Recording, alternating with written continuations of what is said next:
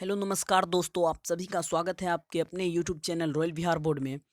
तो आज के इस वीडियो में हम आपको बताने वाले हैं कि आपका जो 17 फरवरी को फाइनल एग्ज़ाम होने वाला है, उसमें बिल्कुल इसी से क्वेश्चंस रहेंगे। समझ गए? तो प्लीज़ आप लोग एक भी प्रश्न स्किप मत कीजिएगा और वीडियो को प्लीज़ आप लोग शुरू से लेकर अंत तक देखिएगा। और चैनल को सब्सक्राइब नहीं किए हैं तो चैनल को सब्सक्राइब कर लीजिए। साथ में एक बेल आइकन आता है तो बेल आइकन को ऑल पे दबा लीजिएगा, ताकि जब भी क्लास स्टार्ट हो तो आपके पास नोटिफिकेशन पहुँचता रहे। समझ गए? तो आपको बिल्कुल इसी तरह से आपको एग्ज़ाम में क्वेश्चंस रहेंगे साइंस का, जो 17 फरवरी को आपका एग्ज़ाम होने वाला है। तो यहाँ पे आपको देख लीजिए, यहाँ पे विषय कोड दे रखा है इस प्रकार से, और यहाँ पे प्रश्न पुस्तिका क्रमांक रहेगा ये। उसके बाद यहाँ पे क्वेश्चंस का जो ग्रुप लिखा रहता है ABCD इस प्रकार से लिखा रहेगा। समझ गए? तो आइए शुरू करते हैं पहले नंबर प्रश्न से। पहला नंबर प्रश्न हमारा क्या कह रहा है यहाँ पे? पहला नंबर प्रश्न देखिए क्या दे रखा है। 1 मिली एम्पियर बराबर क्या होता है? ऑप्शन नंबर ए है 10⁻³ एम्पियर, ऑप्शन नंबर बी है 10⁻² एम्पियर, ऑप्शन नंबर सी है 10⁻1 एम्पियर, ऑप्शन नंबर डी है 10⁻6 एम्पियर। तो इसका राइट आंसर क्या हो जाएगा?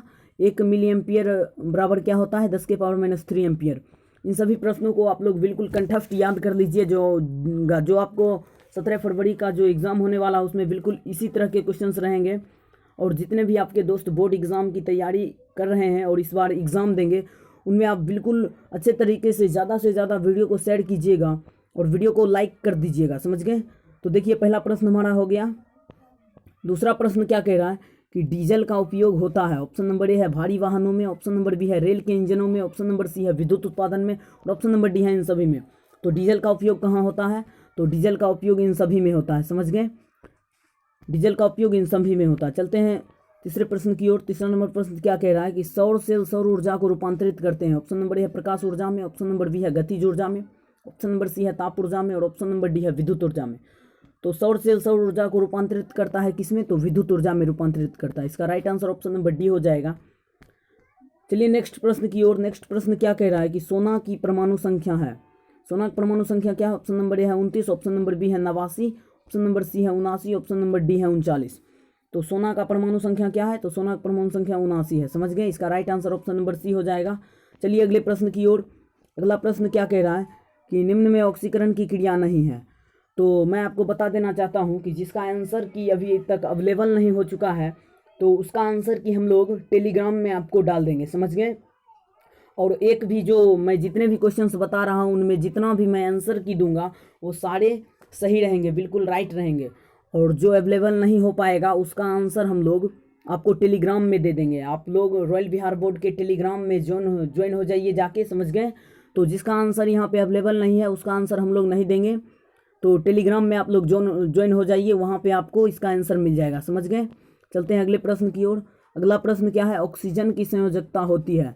तो ऑप्शन नंबर है 1, ऑप्शन नंबर बी है 0, ऑप्शन नंबर सी है 2, और ऑप्शन नंबर डी है 3। तो ऑक्सीजन की संयोजकता कितना होता है? तो ऑक्सीजन की संयोजकता 2 होता है। इसका right answer option number C हो जाएगा। चलिए अगले प्रश्न की ओर। अगला प्रश्न क्या कह रहा है कि अम्लीय वर्षा के जल का पीएच मान होना चाहिए? ऑप्शन नंबर है 5.6, ऑप्शन नंबर बी है 5.6 से कम, ऑप्शन नंबर सी है 5.6 से अधिक, और ऑप्शन नंबर डी है 7.0। तो अम्लीय वर्षा का पीएच मान कितना होना चाहिए? तो इसका 5.6 से अधिक होना चाहिए। समझ गए? इसका right answer option number C हो जाएगा। चलिए अगले प्रश्न की ओर। अगला प्रश्न क्या है कि चींटी के डंक में कौन सा अम्ल पाया जाता है? ऑप्शन नंबर ए है इथेनॉइक अम्ल, ऑप्शन नंबर बी है सिट्रिक अम्ल, ऑप्शन नंबर सी है मिथेनॉइक अम्ल, और ऑप्शन नंबर डी है ऑक्जेलिक अम्ल। तो चींटी के डंक में कौन सा अम्ल पाया जाता है? तो यहाँ पे ऑप्शन नंबर सी हमारा राइट आंसर हो जाएगा। चींटी के डंक में मिथेनॉइक अम्ल पाया जाता है। समझ गए? चलते हैं अगले प्रश्न की ओर। अगला प्रश्न क्या कह रहा है कि निम्नलिखित में कौन सा संवहन उत्तक है? ऑप्शन नंबर है एपिडर्मिस, ऑप्शन नंबर बी है फ्लोएम, ऑप्शन नंबर सी है जाइलम, और ऑप्शन नंबर डी है बी एवं सी दोनों। तो संवहन उत्तक कौन है? संवहन उत्तक बी एवं सी दोनों है। समझ गए? जाइलम और फ्लोएम दोनों। तो इसका right answer option number D हो जाएगा। चलते हैं अगले प्रश्न की ओर। अगला प्रश्न क्या कह रहा है कि मनुष्य के शरीर की सबसे बड़ी ग्रंथि क्या है? ऑप्शन नंबर है अग्नाशय, ऑप्शन नंबर बी है अंडाशय, ऑप्शन नंबर सी है एड्रीनल, और ऑप्शन नंबर डी है यकृत। मनुष्य के शरीर की सबसे बड़ी ग्रंथि क्या है? तो मनुष्य के शरीर की सबसे बड़ी ग्रंथि ऑप्शन नंबर डी इसका राइट आंसर हो जाएगा, यकृत। तो मैंने आपको क्या बताया है कि जितने भी प्रश्न हैं, जितना भी मैं आंसर की बताऊंगा वो सारा राइट उसको आप लोग याद कर लीजिएगा। और जो प्रश्न का आंसर की यहाँ पे अवेलेबल नहीं हो पाएगा उसका टेलीग्राम आप लोग ज्वाइन कर लीजिए, रॉयल बिहार बोर्ड का टेलीग्राम ज्वाइन कर लीजिए, वहाँ पे आपको मिल जाएगा ये सब, और इसका PDF भी वहीं पे मिलेगा, समझ गए। सो चलते हैं अगले प्रश्न की ओर। अगला प्रश्न क्या कह रहा है कि शरीर का संतुलन बनाए रखता है। तो शरीर का संतुलन कौन बनाए रखता है? ऑप्शन नंबर है सेरिबेलम, ऑप्शन नंबर बी है क्रेनियम, ऑप्शन नंबर सी है मस्तिष्कस्टम, ऑप्शन नंबर डी है सेरिब्रम। तो शरीर का संतुलन सेरिब्रम बनाए रखता है, इसका right answer option number D हो जाएगा। चलते हैं अगले प्रश्न की ओर। अगला प्रश्न क्या कह रहा है कि किशोरावस्था में होने वाले शारीरिक परिवर्तन का कारण है। ऑप्शन नंबर ए है टेस्टोस्टेरोन, ऑप्शन नंबर बी है एस्ट्रोजन, ऑप्शन नंबर सी है थायरोक्सिन और ऑप्शन नंबर डी है ए और बी दोनों। तो इसका राइट आंसर हो जाएगा ऑप्शन नंबर डी, ए और बी दोनों, समझ गए। ऑप्शन नंबर डी इसका राइट आंसर हो जाएगा। सो जितने भी आपके प्यारे दोस्त जो क्लास 10th की तैयारी कर रहे हैं उनको आप लोग ये वीडियो अधिक से अधिक शेयर कर दीजिएगा, क्योंकि ये वीडियो उनके लिए काफ़ी इंपॉर्टेंट होने वाला, समझ गए। अगला प्रश्न हमारा क्या कह रहा है कि मानव हृदय में कितने कोष्ठ होते हैं? ऑप्शन नंबर ए है 3, ऑप्शन नंबर बी है 4, ऑप्शन नंबर सी है 8 और ऑप्शन नंबर डी है 2। तो मानव हृदय में कितने कोष्ठ होते हैं? तो मानव हृदय में 4 कोष्ठ होते हैं, इसका right answer option number B हो जाएगा। चलते हैं अगले प्रश्न की ओर। अगला प्रश्न क्या कह रहा है कि रक्त क्या है? रक्त क्या है? ऑप्शन नंबर ए है उत्तक, ऑप्शन नंबर बी है कोशिका, ऑप्शन नंबर सी है पदार्थ और ऑप्शन नंबर डी है इनमें से कोई नहीं। तो रक्त क्या है? रक्त एक तरल संयोजी उत्तक है, इसका राइट आंसर ऑप्शन नंबर ए हो जाएगा। चलते हैं अगले प्रश्न की ओर। अगला प्रश्न क्या है, विद्युत चुंबक बनाने के लिए किस पदार्थ के छड़ का उपयोग होता है? ऑप्शन नंबर ए है इस्पात, ऑप्शन नंबर बी है पीतल, ऑप्शन नंबर सी है नरम लोहा और ऑप्शन नंबर डी है इनमें से कोई नहीं। तो इसका right answer option number C हो जाएगा, नरम लोहा। जो विद्युत चुंबक बनाने में उपयोग किया जाता है, किसका उपयोग किया जाता है? तो नरम लोहा का उपयोग किया जाता है, समझ गए। इस वीडियो को अधिक से अधिक शेयर कीजिएगा अपने दोस्तों में, समझ गए। चलते हैं अगले प्रश्न की ओर। अगला प्रश्न क्या कह रहा है कि जब किसी चालक तार से विद्युत धारा प्रवाहित होती है तो गतिशील कण क्या है? ऑप्शन नंबर ए है परमाणु, ऑप्शन नंबर बी है आयन, ऑप्शन नंबर सी है प्रोटॉन और ऑप्शन नंबर डी है इलेक्ट्रॉन। जब किसी चालक तार से विद्युत धारा प्रवाहित होगी तो गतिशील कण क्या होंगे? उसमें इलेक्ट्रॉन होंगे, ऑप्शन नंबर डी इसका राइट आंसर हो जाएगा। चलते हैं अगले प्रश्न की ओर। अगला प्रश्न क्या कह रहा है कि ओम का नियम है। ओम का नियम क्या है? V=IR, समझ गए। ओम का नियम हर बार एग्जाम में आते हैं, आपके ऑब्जेक्टिव हो या सब्जेक्टिव। ऑब्जेक्टिव में तो हर बार आपको पूछे जाते हैं कि ओम का नियम क्या है। तो ओम का नियम क्या है? V=IR, इसका राइट आंसर ऑप्शन नंबर ए हो जाएगा, समझ गए। Option number A is the right answer. चलते हैं अगले प्रश्न की ओर। अगला प्रश्न क्या कह रहा है कि विभवांतर का SI मात्रक क्या है? तो विभवांतर का SI मात्रक यहाँ पे क्या है? ऑप्शन नंबर ए है जूल, ऑप्शन नंबर बी है वाट, ऑप्शन नंबर सी है एम्पियर और ऑप्शन नंबर डी है बोल्ट। तो विभवांतर का SI मात्रक क्या होता है? बोल्ट होता है। चलते हैं अगले प्रश्न की ओर। अगला प्रश्न क्या कह रहा है कि अमीटर का प्रतिरोध होता है। ऑप्शन नंबर ए है छोटा, ऑप्शन नंबर बी है बड़ा, ऑप्शन नंबर सी है बहुत छोटा, ऑप्शन नंबर डी है इनमें से कोई नहीं। तो अमीटर का प्रतिरोध होता है, कितना होता है? तो अमीटर का प्रतिरोध छोटा होता है, समझ गए। ऑप्शन नंबर ए इसका राइट आंसर हो जाएगा। चलते हैं अगले प्रश्न की ओर। अगला प्रश्न क्या कह रहा है कि विद्युत बल्ब का फिलामेंट निम्न में से किस धातु का बना होता है? ऑप्शन नंबर ए है तांबा, ऑप्शन नंबर बी है नाइक्रोम, ऑप्शन नंबर सी है सीसा और ऑप्शन नंबर डी है टंगस्टन। तो विद्युत बल्ब का फिलामेंट किसका बना होता है? तो टंगस्टन का बना होता है, ऑप्शन नंबर डी इसका राइट आंसर हो जाएगा। चलते हैं अगले प्रश्न की ओर। अगला प्रश्न क्या है कि रियोस्टेट का उद्देश्य क्या है? ऑप्शन नंबर ए है धारा का परिमाण में वृद्धि, ऑप्शन नंबर बी है धारा का परिमाण में कमी, ऑप्शन नंबर सी है धारा का परिमाण में वृद्धि या कमी और ऑप्शन नंबर डी है इनमें से कोई नहीं। तो इसका right answer option number C हो जाएगा कि रियोस्टेट का क्या कार्य है? रियोस्टेट का काम है कि धारा के परिमाण में वृद्धि करना या उस धारा के परिमाण में कमी करना। तो इसका right answer option number C हो जाएगा। चलते हैं अगले प्रश्न की ओर। अगला प्रश्न क्या कह रहा है कि विद्युत आवेश का SI मात्रक होता है। ऑप्शन नंबर ए है वोल्ट, ऑप्शन नंबर बी है ओम, ऑप्शन नंबर सी है जूल और ऑप्शन नंबर डी है कूलम। तो विद्युत आवेश का SI मात्रक क्या होता है? तो विद्युत आवेश का SI मात्रक कूलम होता है, ऑप्शन नंबर डी इसका राइट आंसर हो जाएगा, समझ गए। चलते हैं अगले प्रश्न की ओर। अगला प्रश्न क्या कह रहा है कि श्वसन के अंतिम उत्पाद हैं। ऑप्शन नंबर ए है कार्बन डाइऑक्साइड और जल, ऑप्शन नंबर बी है कार्बन डाइऑक्साइड और ऊर्जा, ऑप्शन नंबर सी है जल और ऊर्जा, ऑप्शन नंबर डी है कार्बन डाइऑक्साइड जल और ऊर्जा। तो श्वसन के अंतिम उत्पाद कौन सा है? तो कार्बन डाइऑक्साइड जल और ऊर्जा है, समझ गए। इसका right answer option number D हो जाएगा। चलते हैं अगले प्रश्न की ओर। अगला प्रश्न क्या कह रहा है कि दांत की सबसे ऊपरी परत है। ऑप्शन नंबर ए है डेंटाइन, ऑप्शन नंबर बी है इनामेल, ऑप्शन नंबर सी है अस्थि और ऑप्शन नंबर डी है क्राउन। तो दांत की सबसे ऊपरी परत क्या है? तो दांत की सबसे ऊपरी परत इनामेल है, समझ गए। इसका right answer option number B हो जाएगा, option number B is the right answer. चलते हैं अगले प्रश्न की ओर। अगला प्रश्न क्या है कि मानव आहार नाल का सबसे लंबा भाग है। ऑप्शन नंबर ए है आमाशय, ऑप्शन नंबर बी है छोटी आंत, ऑप्शन नंबर सी है ग्रास नली और ऑप्शन नंबर डी है बड़ी आंत। तो मानव आहार नाल का सबसे लंबा भाग क्या है? तो यह क्या है? छोटी आंत है। मानव आहार नाल का सबसे लंबा भाग है ये, समझ गए? ऑप्शन नंबर बी इसका राइट आंसर हो जाएगा।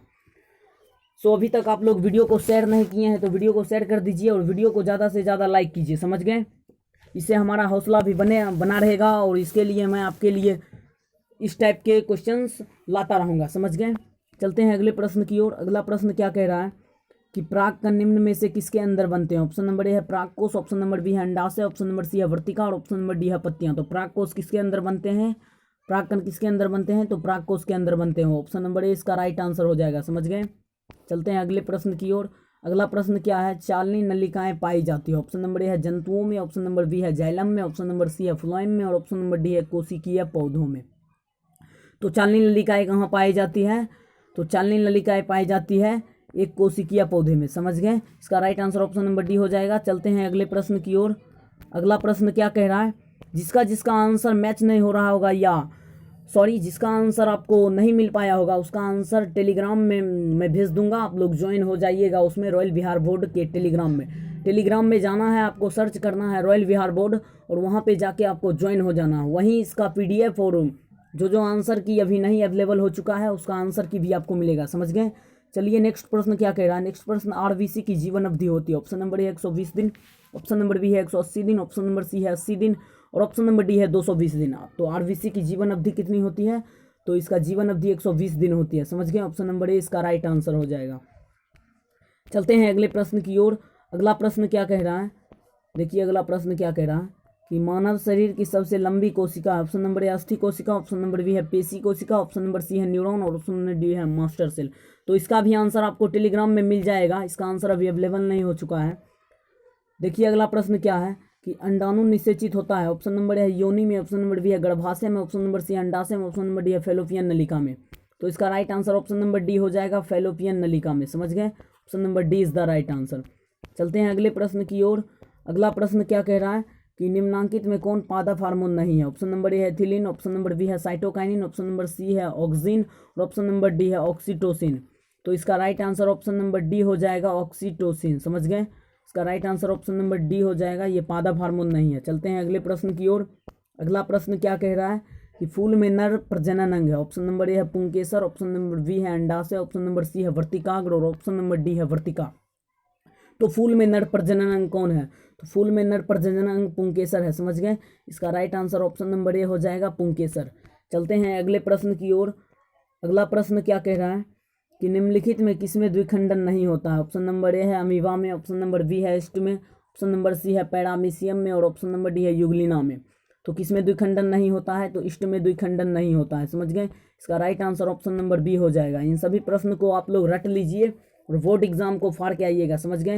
ये सारे क्वेश्चंस काफ़ी इंपॉर्टेंट है और यही बोर्ड एग्जाम में आएंगे, समझ गए? इसी प्रकार से क्वेश्चन आएंगे। चलते हैं अगले प्रश्न की ओर। अगला प्रश्न क्या कह रहा है कि पारिस्थितिक तंत्र में ऊर्जा का स्रोत है। ऑप्शन नंबर ए है वायु, ऑप्शन नंबर बी है Surya Prakash, option number C है वर्षा जल और ऑप्शन नंबर डी है मिट्टी। तो पारिस्थितिक तंत्र में ऊर्जा का स्रोत क्या है? तो सूर्य का प्रकाश है, समझ गए? इसका right answer option number B हो जाएगा। चलते हैं अगले प्रश्न की ओर। अगला प्रश्न क्या कह रहा है कि निम्नलिखित में से किसे आनुवांशिकी का पिता कहा जाता है? ऑप्शन नंबर ए है Charles Darwin, option number B है Gregor John Mendel, option number C है लाइमार्क और ऑप्शन नंबर डी है वाइसमान। तो इसका right answer option number B हो जाएगा, ग्रेगर जॉन मेंडल, समझ गए? Option number B is the right answer. चलते हैं अगले प्रश्न की ओर। अगला प्रश्न क्या कह रहा है कि हरे पौधे कहलाते हैं। ऑप्शन नंबर ए है उत्पादक, ऑप्शन नंबर बी उपभोक्ता, ऑप्शन नंबर सी अपघटक और ऑप्शन नंबर डी इनमें से कोई नहीं। तो हरे पौधे क्या कहलाते हैं? तो हरे पौधे उत्पादक कहलाते हैं, समझ गए? इसका राइट आंसर ऑप्शन नंबर ए हो जाएगा। चलते हैं अगले प्रश्न की ओर। अगला प्रश्न क्या कह रहा है? देखिए अगला प्रश्न क्या कह रहा है। अगला प्रश्न है नर युग्मक में गुणसूत्र की संख्या होती है। ऑप्शन नंबर ए है 22, ऑप्शन नंबर बी है 23, ऑप्शन नंबर सी है 24 और ऑप्शन नंबर डी है 11। तो नर युग्मक में गुणसूत्र की संख्या कितनी होती है? तो 23 होती है, समझ गए? इसका right answer option number B हो जाएगा। यदि वीडियो आप लोगों को अच्छा लग रहा होगा तो वीडियो को लाइक कर दीजिएगा और चैनल को सब्सक्राइब कर दीजिएगा। सब्सक्राइब करने के बाद एक बेल आइकन आता है, तो बेल आइकन को ऑल पे दबा लीजिएगा, समझ गए? और वीडियो को ज़्यादा से ज़्यादा शेयर कीजिएगा, समझ गए? चलते हैं अगले प्रश्न की ओर। अगला प्रश्न क्या कह रहा है कि ओजोन परत पाई जाती है। ऑप्शन नंबर ए स्ट्रेटोस्फियर में, ऑप्शन नंबर बी एक्सोस्फियर में, ऑप्शन नंबर सी है आइनोस्फीयर में, और ऑप्शन नंबर डी है ट्रापोस्फीयर में। तो इसका भी आंसर आपको टेलीग्राम ग्रुप में मिलेगा। चलते हैं अगले प्रश्न की ओर। अगला प्रश्न क्या है, ऐसे तत्व जो इलेक्ट्रॉनों को त्याग कर धनात्मक आयन बनाते हैं कहे जाते हैं। ऑप्शन नंबर ए उपधातु, ऑप्शन नंबर बी है धातु, ऑप्शन नंबर सी है अधातु, ऑप्शन नंबर डी है मिश्र धातु। तो जो तत्व इलेक्ट्रॉन का त्याग कर धनात्मक आयन बनाते हैं वो क्या कहलाते हैं, धातु कहलाते हैं। ऑप्शन नंबर बी इसका राइट आंसर हो जाएगा, समझ गए। चलते हैं अगले प्रश्न की ओर। अगला प्रश्न क्या है, टोटल हमारा 80 प्रश्न इसमें है। 80 प्रश्न को आप लोग याद कर लीजिएगा तो समझ गए कि विज्ञान में एक भी ऑब्जेक्टिव प्रश्न आपसे छूटने वाला नहीं है, समझ गए। देखिए ये प्रश्न क्या कह रहा है, लोहा पर जिंक लेपित करने की प्रक्रिया को क्या कहते हैं। ऑप्शन नंबर ए है विद्युत लेपन करना, ऑप्शन नंबर बी है संचारण, ऑप्शन नंबर सी है गैल्वेनीकरण, ऑप्शन नंबर डी है विद्युत अपघटन। तो लोहा पर जिंक लेपित करने की क्रिया को क्या कहते हैं, तो गैल्वेनीकरण कहते हैं, गैल्वेनीकरण कहते हैं, समझ गए। इसका right answer option number C हो जाएगा। चलते हैं अगले प्रश्न की ओर। अगला प्रश्न क्या कह रहा है कि निम्न में कौन सहसंयोजी यौगिक है। ऑप्शन नंबर ए है NaCl, ऑप्शन नंबर बी है CaCl2, ऑप्शन नंबर सी है CH4 और ऑप्शन नंबर डी है Na2O। तो इसका right answer option number C हो जाएगा CH4, इसमें सहसंयोजी यौगिक होता है, समझ गए। चलते हैं अगले प्रश्न की ओर। अगला प्रश्न क्या कह रहा है कि आभूषण बनने वाला सोना होता है। ऑप्शन नंबर ए है 24 कैरेट का, ऑप्शन नंबर बी है 16 कैरेट का, ऑप्शन नंबर सी है 22 कैरेट का और ऑप्शन नंबर डी है 15 कैरेट का। तो आभूषण बनने वाला सोना कितना होता है, वो 22 कैरेट का होता है, समझ गए। इसका right answer option number C हो जाएगा। चलते हैं अगले प्रश्न की ओर।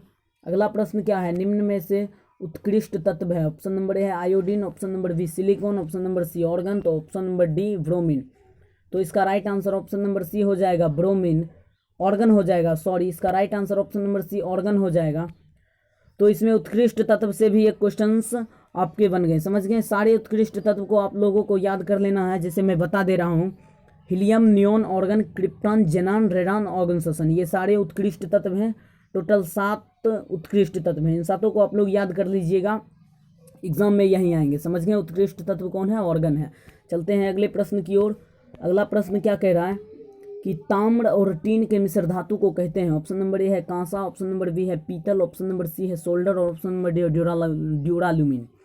तो तांबा और टिन के मिश्र धातु को क्या कहते हैं, तो पीतल कहते हैं। इसका right answer option number B हो जाएगा। चलते हैं अगले प्रश्न की ओर। अगला प्रश्न क्या कह रहा है कि प्लास्टर ऑफ पेरिस का रासायनिक सूत्र है। ऑप्शन नंबर ए है CaSO4 5H2, option number B है CaSO4 half H2O, option number C है CaSO4 × 2H2O और ऑप्शन नंबर डी है CaSO4 × H2O। तो ये सभी प्रश्न मैंने आपको मेरे वीडियो जो हैं रॉयल बिहार बोर्ड के चैनल पे आप जाइएगा सब्सक्राइब करके, वहाँ पे ये सारे मिल जाएंगे। देखिए एग्ज़ाम में बिल्कुल वही आ रहे हैं जो मैंने पढ़ाए हैं, समझ गए। तो आपको पता चल हो गया होगा कि सर कितना अच्छा से मेरे लिए क्वेश्चंस लाते थे और पढ़ाते थे। जो आपके एग्ज़ाम हो रहे हैं उसमें देखिए कितना ज़्यादा मिल रहा है क्वेश्चन, समझ गए। तो इसका right answer option number B हो जाएगा, CaSO4 हाफ H2O, समझ गए। प्लास्टर ऑफ पेरिस का रासायनिक सूत्र क्या होता है, तो यही होता है, ऑप्शन नंबर बी इसका राइट आंसर हो जाएगा। चलते हैं अगले प्रश्न की ओर। अगला प्रश्न क्या है, अम्ल और क्षार आपस में अभिक्रिया कर बनाते हैं। ऑप्शन नंबर ए है प्रबल क्षार, ऑप्शन नंबर बी है प्रबल अम्ल, ऑप्शन नंबर सी है लवण, ऑप्शन नंबर डी है क्षार। तो अम्ल और क्षार आपस में अभिक्रिया करके क्या बनाते हैं, तो लवण तथा जल बनाते हैं, लेकिन इसमें लवण है तो लवण राइट आंसर हो जाएगा, समझ गए। Option number C is the right answer. चलते हैं अगले प्रश्न की ओर। अगला प्रश्न क्या कह रहा है कि बुझा हुआ चूना है। ऑप्शन नंबर ए है CaOH whole twice, option number B है CaO, ऑप्शन नंबर सी है CaCO3 और ऑप्शन नंबर डी है Ca।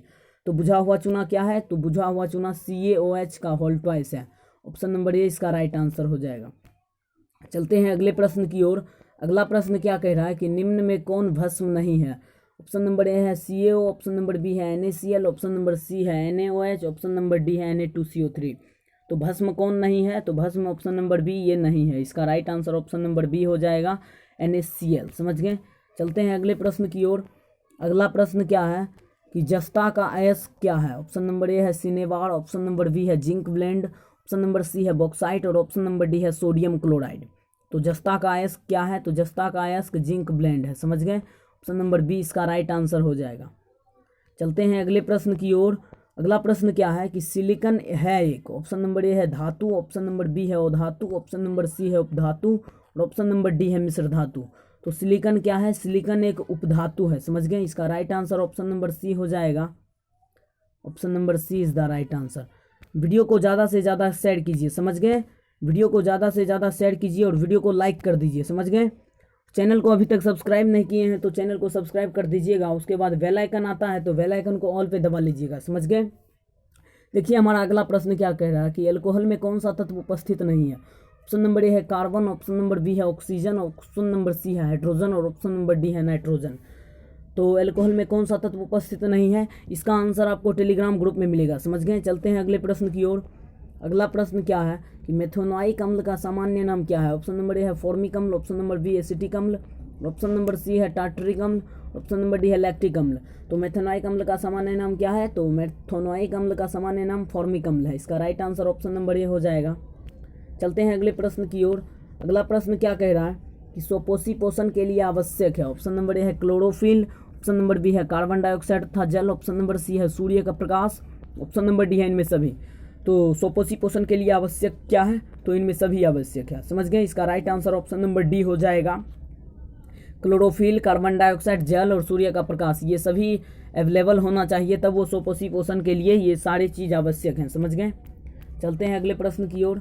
अगला प्रश्न क्या कह रहा है कि मैग्नीशियम पाया जाता है। ऑप्शन नंबर है क्लोरोफिल में, ऑप्शन नंबर बी है लाल रक्त कण में, ऑप्शन नंबर सी है वर्णी लवक में, ऑप्शन नंबर डी है श्वेत रक्त कण में। तो मैग्नीशियम पाया जाता है कहाँ, इसका आंसर आपको टेलीग्राम ग्रुप में मिलेगा। समझ गए। चलते हैं अगले प्रश्न की ओर। अगला प्रश्न क्या कह रहा है, तेलीय कागज़ होता है। मैं आपको एक भी जो है फेक आंसर की नहीं दे रहा हूँ। जो आंसर अवेलेबल नहीं है उसका आंसर आपको थोड़ा देर के बाद टेलीग्राम ग्रुप में मिल जाएगा। समझ गए। आप लोग वहाँ जाके ज्वाइन हो जाइए। टेलीग्राम में जाइए और वहाँ पे सर्च कीजिए रॉयल विहार बोर्ड, वहाँ पे आपको हमारा टेलीग्राम ग्रुप मिलेगा, वहाँ पे आप लोग ज्वाइन हो जाइए। समझ गए। वहीं पे आपको इसका PDF और आंसर की मिल जाएगा। ऑप्शन नंबर ए है पारदर्शक, ऑप्शन नंबर बी है अपारदर्शक, ऑप्शन नंबर सी है पारभाषक, ऑप्शन नंबर डी है इनमें से कोई नहीं। तो तेल लगा कागज़, तेलीय कागज़ क्या होता है, तो वो पारभाषक होता है, जिसमें थोड़ा थोड़ा सूर्य का प्रकाश पार हो जाए। समझ गए। इसका right answer option number C हो जाएगा। चलते हैं अगले प्रश्न की ओर। अगला प्रश्न क्या कह रहा है कि लेंस द्वारा उत्पन्न आवर्धन की SI इकाई क्या है। ऑप्शन नंबर ए है metre, option number C B है सेंटीमीटर, ऑप्शन नंबर सी है मिलीमीटर, ऑप्शन नंबर डी है मात्रक विहीन। तो लेंस द्वारा उत्पन्न आवर्धन का SI मात्रक नहीं होता है, ये मात्रक विहीन है। इसका right answer option number D हो जाएगा। समझ गए। चलते हैं अगले प्रश्न की ओर। अगला प्रश्न क्या है, प्रकाश की चाल विभिन्न माध्यमों में। ऑप्शन नंबर ए समान होती है, ऑप्शन नंबर बी भिन्न होती है, ऑप्शन नंबर सी और बी दोनों, ऑप्शन नंबर डी में से कोई नहीं। तो प्रकाश की चाल विभिन्न माध्यमों में क्या होती है, तो भिन्न भिन्न होती है। समझ गए। इसका right answer option number B हो जाएगा। चलते हैं अगले प्रश्न की ओर। इस वीडियो के माध्यम से आपको टोटल 80 प्रश्न मिल रहे हैं। समझ गए। ये सारे प्रश्न को आप लोग याद कर लीजिएगा। इसके बाद आप एग्ज़ाम में जाइएगा तो एग्ज़ाम को फोड़ के आइएगा। समझ गए। ये हमारा गारंटी है। समझ गए। तो आप लोग बोलिएगा कि सर बोले थे कि हाँ भाई एग्ज़ाम में सारा क्वेश्चंस लड़ा है। तो 60 नंबर प्रश्न क्या है, वायु में प्रकाश की चाल निर्वात की अपेक्षा होती है। ऑप्शन नंबर ए है कम, ऑप्शन नंबर बी है ज़्यादा, ऑप्शन नंबर सी है समान, ऑप्शन नंबर डी है इनमें से कोई नहीं। तो वायु में प्रकाश की चाल जो होती है वो निर्वात की अपेक्षा क्या होती है, तो निर्वात की अपेक्षा कम होती है। इसका राइट आंसर ऑप्शन नंबर ए हो जाएगा। समझ गए। चलते हैं अगले प्रश्न की ओर। अगला प्रश्न हमारा क्या कह रहा है कि लेंस में मुख्य फोकस की संख्या होती है। ऑप्शन नंबर ए है 1, ऑप्शन नंबर बी है 2, ऑप्शन नंबर सी है 3 और ऑप्शन नंबर डी है 4। तो लेंस में मुख्य फोकस की संख्या कितनी होती है, तो 2 होती है। समझ गए। इसका right answer option number B हो जाएगा। चलते हैं अगले प्रश्न की ओर। अगला प्रश्न क्या है, विद्युत का अच्छा चालक है। ऑप्शन नंबर ए है लकड़ी, ऑप्शन नंबर बी है प्लास्टिक, ऑप्शन नंबर सी है कार्बन, ऑप्शन नंबर डी है चांदी। तो विद्युत का अच्छा चालक कौन होता है, तो विद्युत का अच्छा चालक क्या है, तो चांदी है। समझ गए। इसका right answer option number D हो जाएगा। चलते हैं अगले प्रश्न की ओर। अगला प्रश्न क्या कह रहा है कि शुष्क सेल में रेन इलेक्ट्रोड बना होता है, तांबा का, कार्बन का, जस्ता का या इनमें से कोई नहीं। तो इसका भी आंसर आपको टेलीग्राम ग्रुप में मिलेगा। चलते हैं अगले प्रश्न की ओर। अगला प्रश्न क्या है कि 1 जूल का मान होता है। ऑप्शन नंबर ए है 0.24 कैलोरी, ऑप्शन नंबर बी है 4.18 कैलोरी, ऑप्शन नंबर सी है 0.42 कैलोरी, ऑप्शन नंबर डी है 2.4 कैलोरी। तो 1 जूल का मान कितना होता है, तो 1 जूल का मान 0.24 कैलोरी होता है। समझ गए। इसका राइट आंसर ऑप्शन नंबर ए हो जाएगा। चलते हैं अगले प्रश्न की ओर। अगला प्रश्न क्या है, वनस्पति तेलों में होती है। ऑप्शन नंबर ए लंबी संतृप्त हाइड्रोकार्बन श्रृंखलाएं, ऑप्शन नंबर बी लंबी और संतृप्त हाइड्रोकार्बन श्रृंखलाएं, ऑप्शन नंबर सी है लघु और संतृप्त हाइड्रोकार्बन श्रृंखलाएं और ऑप्शन नंबर डी है लघु संतृप्त हाइड्रोकार्बन श्रृंखलाएं। तो इसका आंसर भी आपको टेलीग्राम ग्रुप में मिलेगा। चलते हैं अगले प्रश्न की ओर। अगला प्रश्न क्या है, ब्यूटेन के कितने समायवी हैं। इसका आंसर भी आपको टेलीग्राम चैनल पे मिलेगा, वहाँ पे आप लोग जाके ज्वाइन हो जाइए। समझ गए। और वहीं पे इसका वीडियो का PDF मिलेगा और अन्य वीडियो जितने मैंने पढ़ा रखे हैं उसका भी PDF वहीं पे मिलेगा। समझ गए।